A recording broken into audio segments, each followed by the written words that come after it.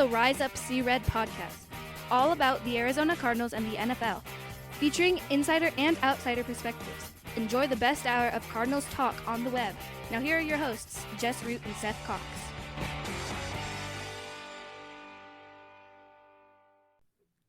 Hello, Arizona Cardinals fans, and welcome to the latest edition of the Rise Up See Red podcast. I'm your host, Jess Root from CardsWire.com, the USA Today NFL Wire site covering the Arizona Cardinals. And with me is Seth Cox from RevengeOfTheBirds.com, SB Nation's Arizona Cardinals site. And this is episode 432. We are coming up on a little bit of a break. We'll plan on 2 shows this week, followed by a week off next week for the holiday. I'm doing some traveling. I have a family wedding to go to. And then Seth gets to take a break. Because I will work on the 14 opponent preview shows over the next month before training camp. Seth, it is that time of year. There is literally nothing happening nothing happening in the NFL right now. But we're about a month away from training camp. In fact, 1 month from today will be the Cardinals' first open practice. Yeah, I mean, it's the slow time of the year, but for us, and not to complain because we enjoy what we do, but it feels like this is the fastest time of year that you're like, 4 weeks. And then it's like, it's been 4 weeks. Like that 4 weeks is over already. Come on. And then the flood of content. So we're still kind of fabricating content here. And we'll do that probably on the next show as well, as we look around to off-season lists and rankings everywhere. But this show we will dedicate to, as we're starting to see around the internet, predicting starting lineups. And we'll kind of take a look at that. So we'll start with different position groups. There's not a lot of debate for much of them, honestly, but there are a handful of ones that have some interesting insight. We're intrigued about the linebacker position. I kind of talked about that on the show that I did by myself last week. Left guard has some intrigue. I have a couple of tidbits of information from, I will not say who I got it from because it's someone who was at mini camp and OTAs and shared with me some things that are not reportable. So, yeah, I've got some information with that. Let's start with the quarterback position. As we'll kind of run through the quarterback, running back, wide receiver, and tight end, because I don't think we're not going to have a lot of debate, right, with these. The quarterback, we know Kyler Murray is the starter, but we don't figure that Kyler Murray is going to be this week 1 starter because he's not going to be back. I predict he'll be back by my prediction, I think, was week 6 against the Rams was my prediction. And or maybe week 5. I think week 5 or week 6, I can't remember. But I anticipating him missing just a little bit more than the first month of the season. That said, do you think it will be anyone other than Colt McCoy who will start the season as a starting quarterback, barring injury? Yeah, barring injury, I don't think so. But unfortunately, I mean, Colt did get hurt before the season last year, after training camp, after the preseason, and the week leading up to the season, he injured his calf, which caused him to miss the first month of the year. Well, and unfortunately, it's not super uncommon for Colt McCoy to get hurt, and that's not a shot at Colt McCoy. That's not. That's just something that Jess and I have talked about. He's a great backup quarterback if you only need him for a game, maybe 2. But those wheels fall off pretty quick. And not surprisingly, the older he gets, it seems the more apt to injuries he becomes. And so those situations all kind of play into it. But yeah, I think it's Colt. I don't think there's any question about it, barring him. And it was a neck that was like it was his elbow, which ended up. Okay. So he had the neck at the end of the year. He had the concussion. They held him out in the finale, but there was an elbow issue that he worked through early in the offseason. But apparently it wasn't They said it was going to be minor, it was going to be limited to the offseason program. There was an article on ESPN. I can't remember if it was by Pro Football Focus or someone, that they said he might not be ready for the season. We're like, wait, what? But then he was throwing in OTAs and minicamp. So they slow rolled him. They had a plan for him to come back. So yeah, I'm not worried about that. I think the only concern about that is that, arm strength wasn't really his calling card. And it was noticeable last year in 2021, his arm strength, I was surprised. I was surprised on some of the throws and like, wait, that I don't remember NFL version of Colt doing that. And so we'll see, how that plays out. So that could be, and again, that's injury. I mean, yeah, it's an old injury, but it's one of those situations where you look at it and you go, oh, that's injury. Like that's because he's 38 now, right? Like that's a 38-year-old elbow trying to still throw like a 27-year-old. Like that, and that happens all the time. I mean, age is undefeated for a reason. It's whether it's 38 or Tom Brady at 48 or 45 or whatever. I think it was 45. That's stupid. But my question then is this: if for any reason Colt is hurt, what do you think would be the game plan? Would it be David Blau, Jeff Driscoll, or Clayton Tune? I would lean towards Blau because I don't think Clayton Tune is going to be anywhere near ready. And I think Jeff Driscoll is kind of an afterthought in this as of right now. Yeah, he's to me, he's a camp arm right now, which makes sense when you're talking about an old guy and Colt McCoy, like we just talked about, and then a young guy in Clayton Tune, who you kind of said, like, I don't know if he's going to be ready. Like, let's have somebody there just in case. That being said, I would not be surprised if it was Tune. We're expecting this to be a fairly run-heavy offense. And so if that is the case, Drew Petzing can very much protect Clayton Tune, and, you also get something out of a rookie, and then you also get to see if he's worth, moving on from Colt McCoy from, yada, yada, yada, all of that good stuff. The one thing for me, I would love to just avoid this, is Clayton Tune replacing Kyler Murray talk, because if he's the week one starter, no matter what happens, people will be like, even if he struggles some at the start, people will start to think, yeah, just sit Murray. Like, no, I don't want that storyline I don't want to write about it. I don't want to hear about it. I don't want to talk about it. Yeah, and that's what people do, unfortunately, all the time. So yeah, so that's what I think I wouldn't be surprised. It'll be interesting just to see how it all unfolds, because like you said, it is such kind of an unknown at this point. Yeah. Running back, that's an easy. James Conner, he's the starter, because is there anyone else on the roster that you could trust as a starting running back? And I think that's a very, very strong no. Well, and the more intriguing thing about the running back position is who's the number two. And that's literally where the intrigue is, because like you said, there's really no question. I mean, it's James Conner is walking around the facility like a happy guy, knowing he's going to get to play a lot. Right. But and especially in an offense where we're expecting to run the ball 500 times this season, as opposed to 400. So it's going to be James Conner's probably going to get 350 touches if he stays healthy for the whole year. Yeah. The question, and we're just talking starting lineup, and we'll talk a little bit.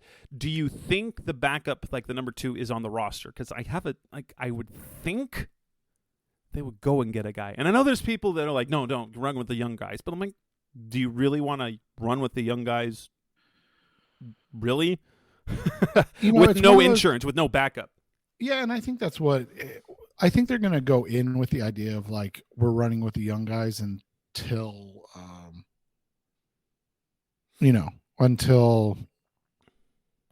camp cuts and stuff. That is the one intriguing thing. And you and I haven't had the time to really talk about this.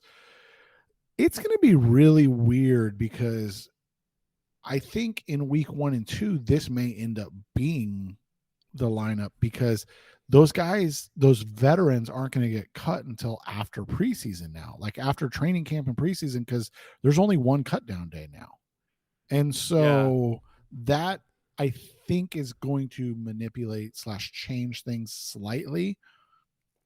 But I think ideally, like you're saying, they would like to see a veteran bubble guy come in and be the number 2. It's just, when does that happen in the new NFL now? Because that's, we're not talking about, a veteran that like most NFL teams do, where they know they're going to cut a guy and they're nice and they give him a couple, extra weeks to go find a team.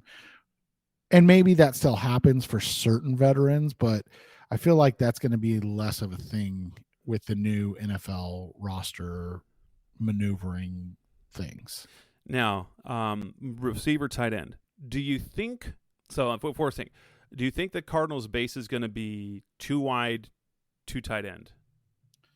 Yeah, I would think so, but I think it could also depend on the health of Zach Ertz, because I'm not sure.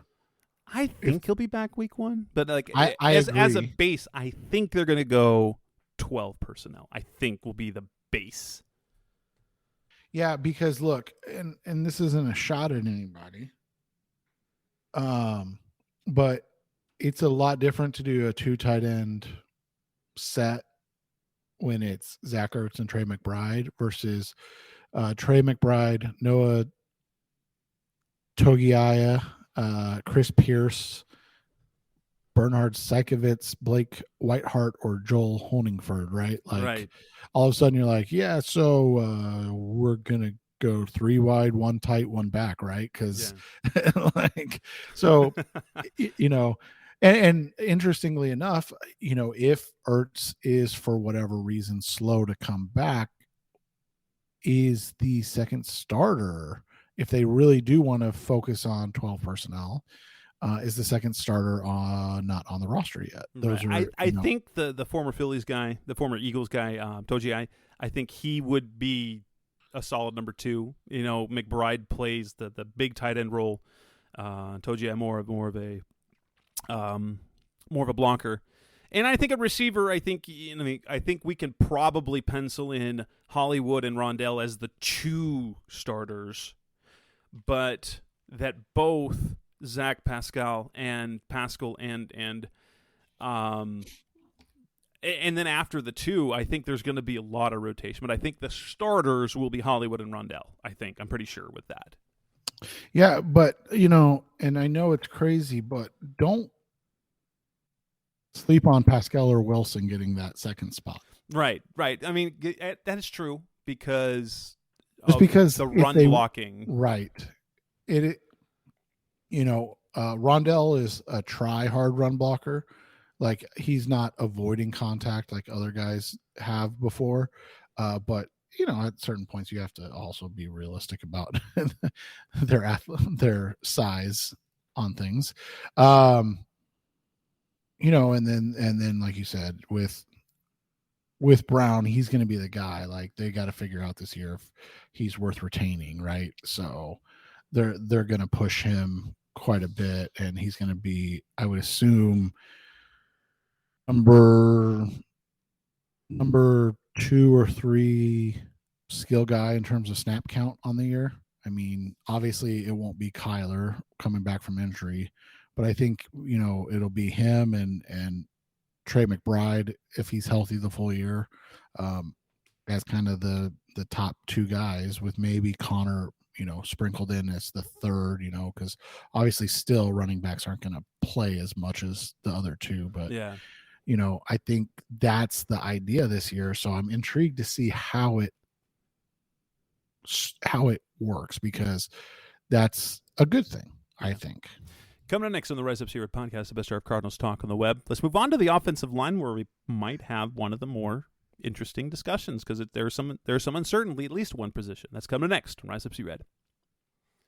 We're back on the Rise Up See Red podcast, the best our Cardinals talk on the web. Talking about the offensive line. There are two positions I think we can comfortably say they're locked in. Left tackle DJ Humphries and right guard Will Hernandez. After that, there is some debate to be had.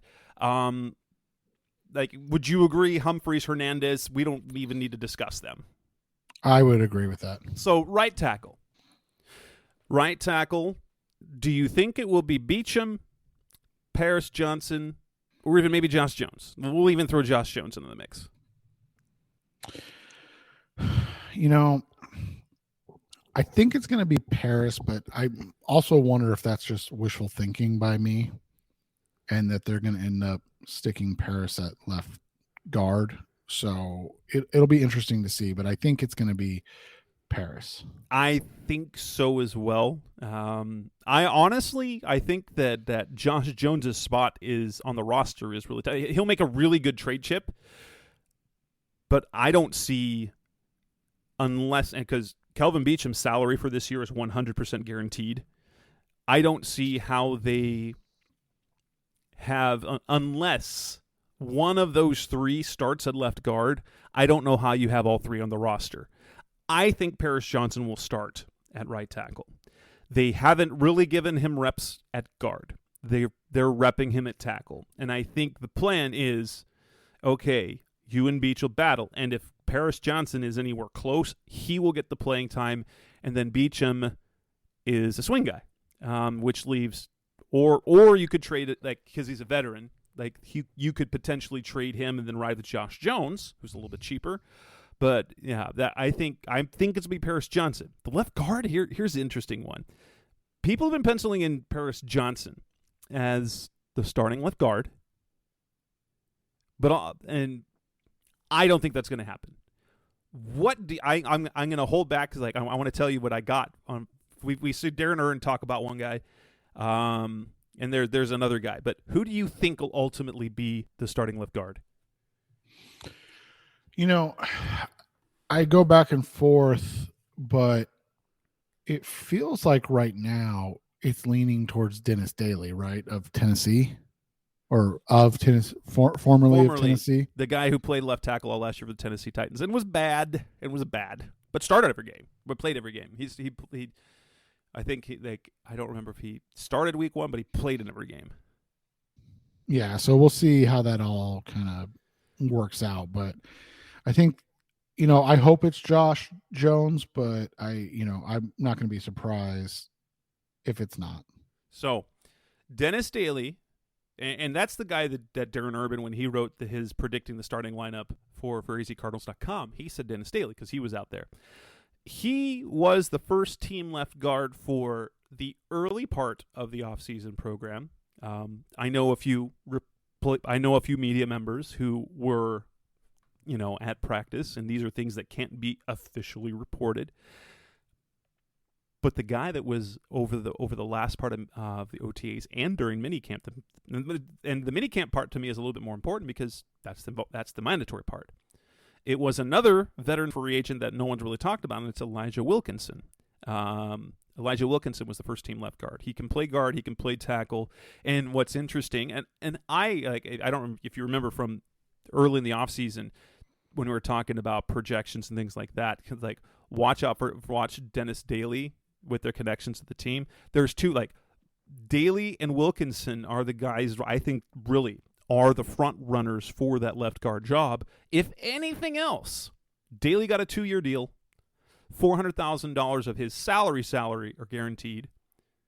And Elijah Wilkinson, who's on a 1-year deal, almost all his base salary is completely guaranteed, $940,000. So just sure, if there's a lot of names on the roster that you could go with left guard. You could go with the rookie, John Gaines. You can move Josh Jones there maybe. I don't know if he's gotten any reps. That's the one. I don't know if he's gotten any reps at left guard this offseason. You could go with Lassita Smith. You've got Mo Hayes, draft pick from last year. So you've got a lot of options. But I think, if I had to, based on what I know as of right now, I think it would be, I'm going to lean Wilkinson over Daly, perhaps. But both are actually, they're guard tackle swing guys. So you've got You want your swing tackle who can play both tackle positions. Where if you got Paris Johnson, Kelvin Beachum, Josh Jones, all three of those guys can play both sides, presumably. Then you want a kind of a guard tackle swing. Daly can do that. Wilkinson can do that. So yeah, I think it'll be either Daly or Wilkinson, but I'm leaning Wilkinson based on the fact that he was the first teamer at the end of the offseason program, which that's interesting to know because Wilkinson was a very it was perhaps one of the least mentioned offseason additions that the Cardinals made. Yeah, it was very under the radar, and that's not uncommon for these guys now, right? To do it that way. Yeah. Well, and like Dennis Daly got a lot of attention because he was terrible last year. Yeah, right? The Titans fans were like, yeah, good luck with that. But then it was interesting because when they signed him, and Jonathan Gannon, he made a comment in one of the press conferences. Yeah, I'm told that he plays guard better than tackle. I'm like, ding, ding, ding.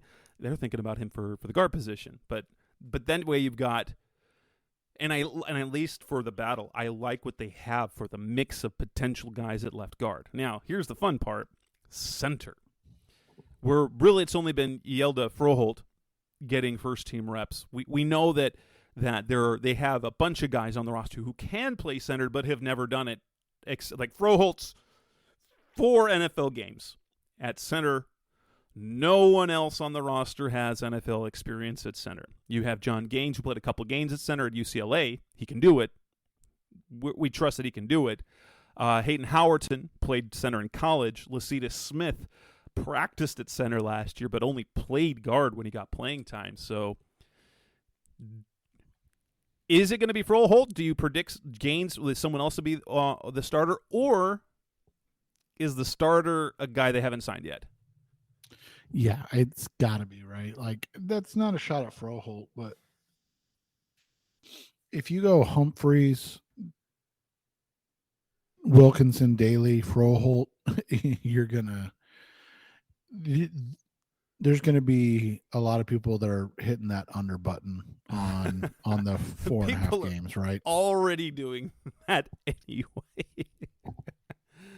Yeah, and I'd like to think, and the fact that they brought in Chase Roulier, to me, that is a signal that they're still looking at veteran starters. No matter how much they talk up Froholt, which is all they've done is say good things about him, of course. But by the way, do you think Roulier was ruled out, or do you think it was like, hey, this is our plan, let us know what your plan is type of thing? Well, they didn't work him out, so it was a visit. That's what I'm saying. Do you think it was more of a look over since he is I think, because if you remember, it was about this time of year when Billy Price made his first visit to the Cardinals, and they didn't sign him because they didn't want to give him any guaranteed money at all, and he ended up signing later. I wonder if it's like that they want him, but they don't want to commit. Well, and I also wonder, because he has 2 injuries. Oh yeah, he has barely played the last 2 seasons. That they're like, oh, we need to like do a deep dive into his medicals before we go shopping. Well, and that's what I figured. Like, if it was that, I thought they would do a workout. Yeah, maybe, but maybe he's not cleared yet either. That could be it.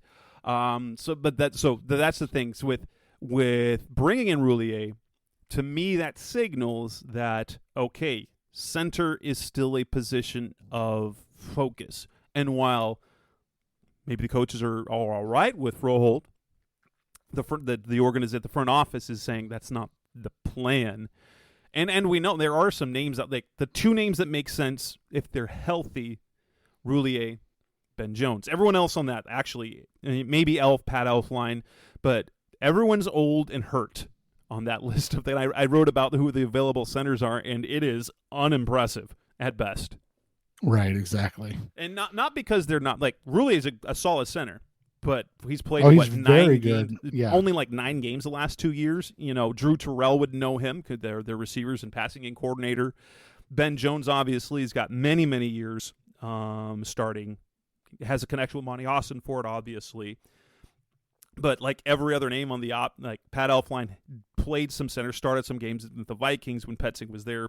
And so there's some connections, but it's not like and Elflein also has injury issues the last 3 years.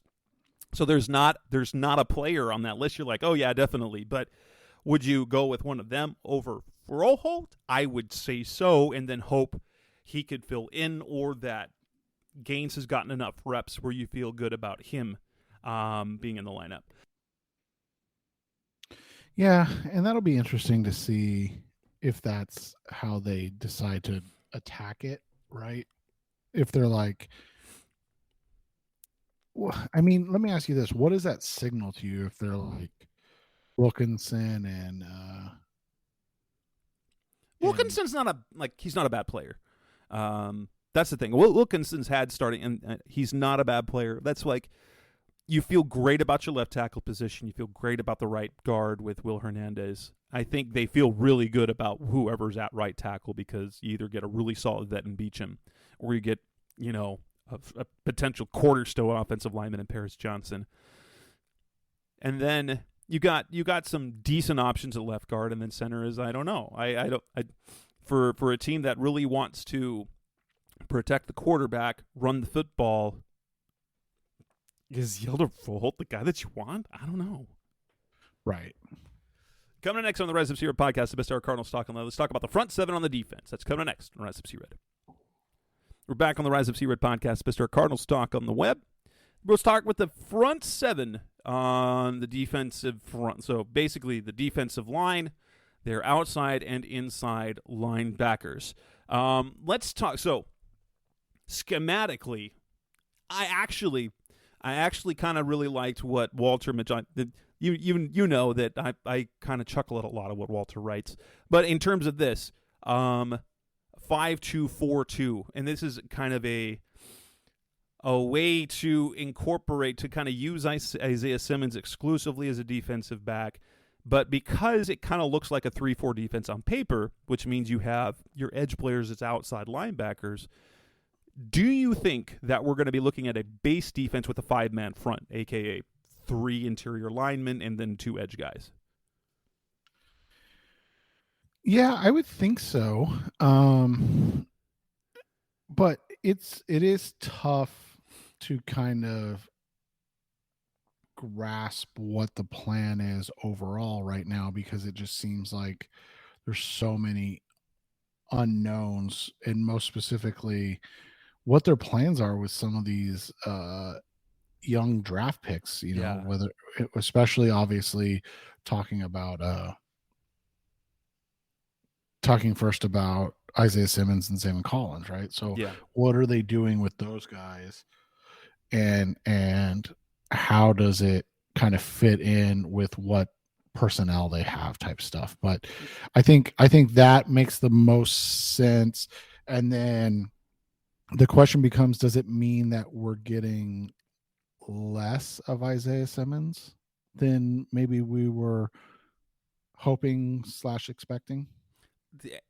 That might be. So if they end up playing like a big nickel as their base, essentially going with 5 defensive backs where Simmons is that 5th defensive back. So you could go with the 4-man front, 2 interior, 2 edge.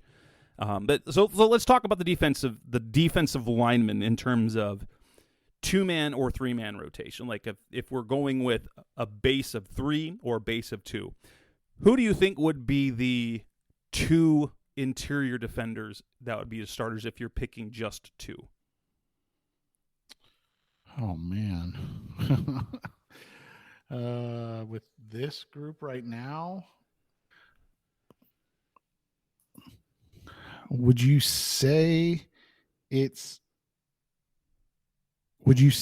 Collier and Watkins, or would you say it's I think so. I think if we're going 2, that it's Collier and Watkins. If it's 3, throw in there Rashard Lawrence.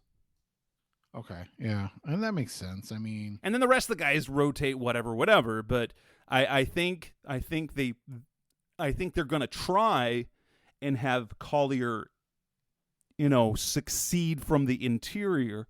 He does, based on talent, there is no one with greater talent and upside in that entire room, right? He was just like where he was playing on the edge, he was a really big edge. And so you move him inside, maybe you see something better than what you've got. But if I had to pick two, I would pick Collier and Watkins. Watkins over Lawrence. Darren Urban picked Rashard Lawrence, but Lawrence is his durability, and obviously since he wasn't drafted by the front office by this unit, like they like him, but I don't know if they love him the way the last coaching staff did, and that's why they went out and got Watkins. And Watkins, of all the defensive linemen that they have, is by far the most accomplished. Well, and that's the thing, too, is I think that's one of the things that people have to take into account when doing this is that the only guy that you would say is their guy right now is Kaiser White, right? Like on defense. Like pretty much, yes. Like everybody else they're trying to figure out how to make them work. And that's going to kind of tell us what they are as a coaching staff anyways. If they're able to work out guys that, either have not worked out yet for the Cardinals or haven't reached their potential yet, or, obviously weren't drafted by them. However, that's all relevant or relative to the conversation. Yeah. Right. Like, who are the players, and so that's why exercises like this are fun, because we do this in June and then we get to camp and then we do it in July and then we do it in August, and then we see that we were 6 for 11 or like but 13 for 22 overall, and we're going with such limited information right now. Well, 100%. Yeah. So it's just a guess. Outside linebacker, the two edge starting jobs, I think we can. Based on what we've heard about Zaven Collins, dude's not an inside linebacker on this defense, right? And so you have to figure that he's going to start on one side as an edge defender, and then Cam Thomas will be other. And I don't know how much they love Myjai Sanders. Now, the fact that Myjai was part of the uniform reveal suggests that they still have big plans for him, and the addition of B.J. Ojulari as well. But if I had to pick two starters, I think it would be Collins and Thomas. Yeah, I would think so right now. But not that. Then luckily, like on a defense, especially along your defensive front, your edge rushers, your interior defenders, those guys almost always rotate unless you just have a dog that you're not going to take off the field. And while Collins, by the end of last year, was playing every snap, you don't see a lot of edge rushers play every snap because you don't want them worn out. And so, no, they still got to be able to get after the quarterback right in games. So Collins and Thomas make sense. And if you look at that, if you're looking at outside linebackers, if you consider Collins an outside linebacker, that outside linebacker group is not accomplished. You've got the two draft picks like Cam Thomas and Myjai Sanders. You've got Zaven Collins moving over. You've got the new guy, B.J. Ojulari, still unsigned, but he should participate. Like, he should contribute. I just don't think he'll be a starter. You got Dennis Gardeck and you've got Victor Dimukeje. There's nothing about Dimukeje's career. Like, people were excited about what he did in preseason, but look what he did in this. Like, Dimukeje's done nothing in his career yet, and Gardeck's career on defense was a flash in the pan 2020 we haven't seen anything else of. Right, exactly. So you just kind of have to play it by ear in each situation and see how it works out. Let me ask you this. And I know we haven't got to the inside linebackers yet, but is an inside linebacker unit of Kaiser White and Owen Papoa too small? I don't know. But, like, moving on to the inside linebackers, Kaiser White, you're putting in Penn. He's their guy. He's their guy. But who is the other guy? Basically the defensive captain at this point. Right. Here's the thing. Who's that other guy? Because we all thought it was going to be a 4-3 defense, and that we knew the linebackers. It was going to be White, Simmons, and Collins. Simmons is a safety. Collins is an outside linebacker, it appears. So now it's White, and I don't know. And here are the options. There's the rookie, Papo. I think, honestly, because I think White's put on weight, so I don't think that there's an issue now with, because Papo's not small, but you've got in that room now, it's unaccomplished. Who's going to play alongside White? You've got Papo, the draft pick. You've got Zeke Turner and Josh Woods. Both have basically been special teamers their entire career. And Josh Woods has played, 113 total defensive snaps, and he wants to break into that role. And maybe Chris that's Barnes. But maybe Woods or Barnes is the guy similar to what they were able to do. And I know Kaiser White, kind of flash with the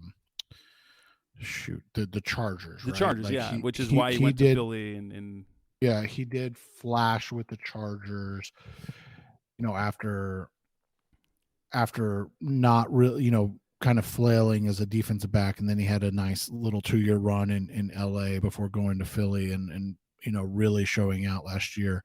So maybe that's the expectation. Can I also say that maybe that's sometimes the hubris of guys like Jonathan Gannon? And I don't mean put anybody there. Right. I don't mean it in a negative way, but we talked about this, right? Like the 2 starting linebackers for one of the better defenses in the NFL were 4th round safety Kaiser White and undrafted middle linebacker TJ Edwards. And those guys both got paid this offseason. Right? Yeah. And so, and you know what, if Gannon does it, and obviously it's the complete opposite approach of what the Cardinals have done. using elite talent to fill those jobs with guys that end up playing different positions. Right. So we'll see how this all works out, but it'll be interesting because maybe that's just Gannon, right? He's like, maybe. So, Chris Barnes or my or Josh prediction then is Barnes. If I had to pick based on the personnel that they have, Barnes is the one guy who's started and played at a high level, at a relatively high level in the NFL for a significant amount of time, because he was a starter, or was a significant contributor on the Green Bay defense for his first 2 seasons in the league. And he's also the biggest guy. Yeah. And I'm not saying that's like necessarily a requirement, but he's the only 230 plus pound guy. I guess Josh Woods is, but again, he's never really played. Like Barnes fits more the TJ Edwards role. Yeah. So and has started games, like you said. Right. I mean, it would make sense. So maybe Collins, but we haven't, from what we're hearing, Collins isn't practicing with the inside backers at all. If he were getting double work, I'd suggest, in some packages he's going to play off the ball, and others he's going to rush from the edge. We do know as well, while Collins played off the ball in college, and rushing the passer was not his strong suit, he does fit perfectly the physical profile that the Eagles used with their edge guys. He's 6'4", 260 with that sort of athletic profile. He fits. Now, the question is whether he has the pass rushing chops to do that. But, yeah. It's coming next on the Rise Up Zero podcast, the best Cardinals talk on the web. Let's wrap this up talking about the defensive backfield and specialist. Not just we know who the specialists are, but who do we think will be the returners? That's coming up next on Rise Up C-Red. We're back on the Rise Up C-Red podcast, the best hour of Cardinals talk on the web. The cornerbacks feel up in the air, but they really they didn't add anyone this offseason where you're like, yeah, he's going to start. So you got Marco Wilson, Antonio Hamilton, and Christian Matthew as returners. They came back from last year. And then like the Nate Harris, the guys that were in the practice squad. I don't want to give them too much time on the show because we don't know what they can do. They drafted 2 cornerbacks, Garrett Williams and Keitrell Clark, and they signed Rashad Fenton, who has some starting experience in his career. If you had to pick, now if I'm going to predict that they will really only play 2 cornerbacks, that I think if I had to guess that their nickel back will end up being Isaiah Simmons, I think. Yeah, I would agree with that sentiment. I think what I am curious about, and I know they can't replicate it just because it's so hard to replicate, but the guys that fit the physical profile are Wilson and Matthew, right? Like a little bit bigger, longer athlete. Hamilton fits the physicality that they prefer in the corner position. So, I could see him being the guy that, similar to what he did with Vance Joseph, kind of endeared himself with the fact that he's for lack of a better word, like the young kids, he's a tryhard. Right. And he's every year in the NFL, he's had to scrap and battle to make a team. He always feels like he's the last guy on the depth chart. And with that, that's how he's managed to give himself a mental edge to keep trying, because last year was really the first time in his entire career where you knew he was making the roster. Every other team, you're like, maybe makes the special teams guy. But last year, he had really endeared himself to the coaching staff to the point where, like, yeah, you are our number one guy. You're our number 2 guy next across from Byron, hands down. Then the whole foot burns and things like that, and things happen. Then he came to come back and playing not terribly. Marco Wilson, though, like, he's the one. Like, if he could develop into something, that I think is kind of Steve Keim's success story, right? Because he's the guy that they're like, we love him, we're going to trade up to get him, and the physical profile is just amazing. His freshman year was quite good at Florida. And then inconsistency came in. And we've seen flashes of just how good he could be. His rookie year was a bunch of almost, like he was there. He wasn't badly beat, but he's got beat. But they were bang plays that he just was almost there. Last year, someone hit me on Twitter and said, lockdown. No. Marco Wilson was not a lockdown corner. But I don't know if there's anyone on the roster where I feel confident enough to put them ahead of Hamilton or Wilson. Fenton has some experience, but we have heard literally nothing about him. Williams is still coming off the ACL. He's not going to have he'll get to work in training camp, but he has not had any on-field reps yet. And Keitrell Clark, cool, but the stuff we're hearing more about him is the stuff off the field and taking photos and his sort of mentality and attitude and in the locker room and stuff like that. There's nothing wrong with that. And I know people think that he's potentially a sleeper, but if I'm going to pick 2 right now, I think it's going to be Hamilton and Wilson. Yeah, I would agree with that. I think that's what they want. And, like I said, they fit the physicality profile that they want, which is, Darius and by the way, I'm not comparing them to Darius Slay and James Bradbury, but they are as aggressive physically, and I think that's one of the big things that they want from their corners in this defense. And at safety, we know we're going to have Budda Baker and Jalen Thompson. And we know Isaiah Simmons is going to play. It's just a question as to where. I think his role will be slot mostly. What do you think his role will end up ultimately being? Yeah, I think it's going to be mostly out of the slot. Maybe some, strong safety look type of situation, but I think it's mostly going to be out of the slot. And we'll see how that kind of works out for him. Hopefully it's the fit that he's been looking for. Do you think, though, with the specialists, it feels like they're locked in Matt Hawk at punter, Matt Prater at kicker, and then with the re-signing of Aaron Brewer that they've locked him up. I know there's going to be a bet. I know they'll compete with him and Matt Hembrow, the undrafted kid of Oklahoma State. But they brought back Brewer for a reason, right? He was healthy, and he's only been the long snapper for the last 7 years. I'm not so much concerned about those. I think we can just lock those in and say we're good. How do you think the return game is going to look this year?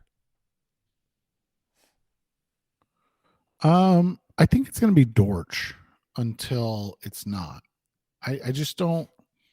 I don't know who else they have. I mean, we could put more there, but I just don't know. I'm kind of looking at Michael Wilson was getting some looks at, I think, punt return. I think Keontae Ingram might be able to do kickoffs. Right. Like there's, depending on how like Amari DeMarcado, the kid out of TCU, I think he's got some returner experience as well. Heck, like you might throw Keitrell Clark into that mix. I don't know. Right, and that's what makes it tough is like we just kind of don't know what they're looking for. And so it'll be just kind of interesting how this all unfolds and what they have. But right now, I think it's like just based on who we know, I would say Dortch is the main guy. But see. Yeah, it makes sense. Unless anything changes, there's no reason to stray from that. And with that, we will wrap up this edition of the Rise Up See Red podcast, episode 432. We will try and get another show later in the week, Thursday or Friday, to kind of do things from there. And then it will be a week off, and then I will start working on the opponent previews. That's Seth Cox. I'm Jess Root. Thanks for listening as always. We'll be back again soon. Thanks for listening to the latest edition of the Rise Up See Red podcast. Listen to previous episodes and subscribe to the show on Apple Podcasts, Stitcher Radio, Audioboom, or many other podcast platforms so shows are delivered directly to your mobile device. Please give the show a 5-star rating and always support the sponsors who support the show. We'll be back soon for the best hour of Cardinals talk on the web. Rise up, Red Sea, be Red, See Red, and of course, Rise Up, See Red.